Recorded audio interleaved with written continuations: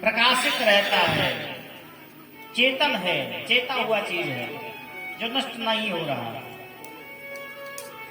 जो अमल है, मल रहित है, जिसमें गंदगी नहीं लग सकती, किसी प्रकार का दोष नहीं आ सकता, और सहज सुख राशि है। भैया सहज सुख राशि इसलिए है क्योंकि परमात्मा का अंश है और परमात्मा भी सुख के राशि हैं। भगवान राम का जब नामकरण वशिष्ठ जी ने किया है तो क्या कहा?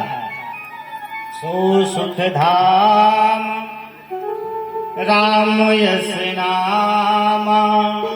जो सुख के धाम है, जिनका राम ऐसा नाम है, और सीकर प्रेत लोक सुपासी, जैसे किसी सरोवर में से एक सीख को डुबो दिया जाए, उस सीख में जितना जल आ जाए उसे छिड़क दिया जाए, उससे पूरा संसार सुखी हो जाए।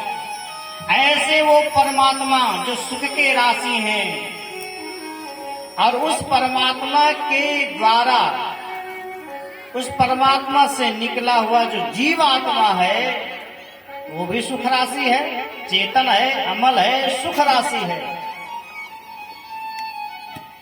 तो प्रश्न यह है कि जब हमारी जीवात्मा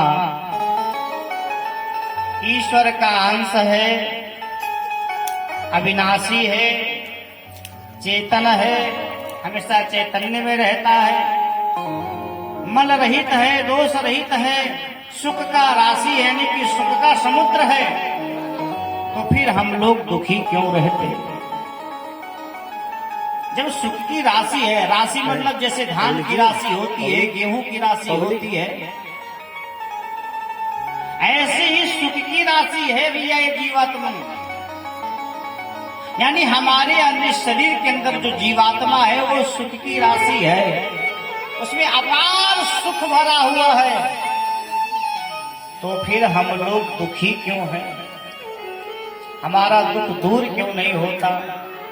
हम लोग इतना पूजा पाठ जब तक करते हैं फिर भी वही स्थिति बनी रहती है, ऐसा क्यों?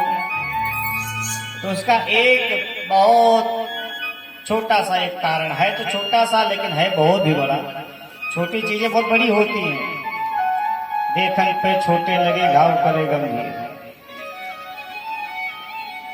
उसका एक छोटा सा उदाहरण हम आपको दे रहे हैं, बहुत ध्यान से समझिए। कहते हैं भैया कि जैसे समुद्र है, समुद्र में बहुत जल भरा हुआ है, अथाह जल है, और समुद्र का जो जल है वो खारा है। अब उस समुद्र के जल में से एक बाल्टी जल आप भरिए और ले जाकर के दूर कहीं रख दीजिए, समुद्र से दूर रख दीजिए, और आपसे कोई पूछे कि आप भैया हमें एक बात बताइए कि इसमें समुद्र कौन है? समुद्र किसको कहा जाएगा? बाल्टी वाले जल को समुद्र कहा जाएगा या समुद्र में भरे हुए जल को समुद्र कहा जाएगा? समुद्र किसे कहा जाएगा? जो बाल्टी में जल भरा हुआ है उसे समुद्र नहीं कहा जाएगा। समुद्र का जल है ये तो कहा जाएगा, लेकिन समुद्र नहीं कहा जाएगा। क्यों? क्योंकि वो समुद्र से अलग हो गया है। जो समुद्र के अंदर जल भरा हुआ है उसे तो समुद्र कहा जाएगा, लेकिन जिस जल को समुद्र से अलग कर दिया गया है वो समुद्र नहीं कहलाएगा। समुद्र का जल है ये तो कहा जाएगा, लेकिन समुद्र नहीं कहा जाएगा।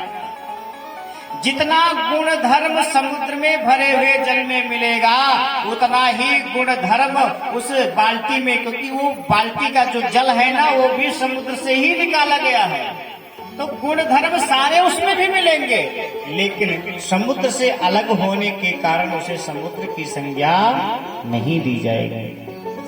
लेकिन अगर किसी कारणवश उस बाल्टी वाले जल को समुद्र में मिला दिया जाए तो बताइए वो भी समुद्र हुआ कि नहीं हुआ? ठीक उसी प्रकार हमारी जीवात्मा है। जब तक हम भगवान से दूर हैं तब तक भगवान वाले गुण हमारे अंदर लागू नहीं होंगे। सारा गुण भगवान का हमारे अंदर, हम भी जो है अविनाशी हैं, सुख के राशि हैं, कोई दोष नहीं है, कोई बाधा नहीं है, कोई समस्या नहीं है। लेकिन ये कब लागू होगा? ये भैया तब लागू होगा जब हम भगवान से जुड़ जाएंगे। जैसे यहाँ पर बहुत सारे लाइट लगे हुए हैं, माइक लगा है, सब कुछ है, लेकिन इसको अगर जो मेन स्विच है उसको बंद कर दिया जाए, जिससे लाइट आती है उसे बंद कर दिया जाए, तो क्या इतने लाइट जलेंगे? कोई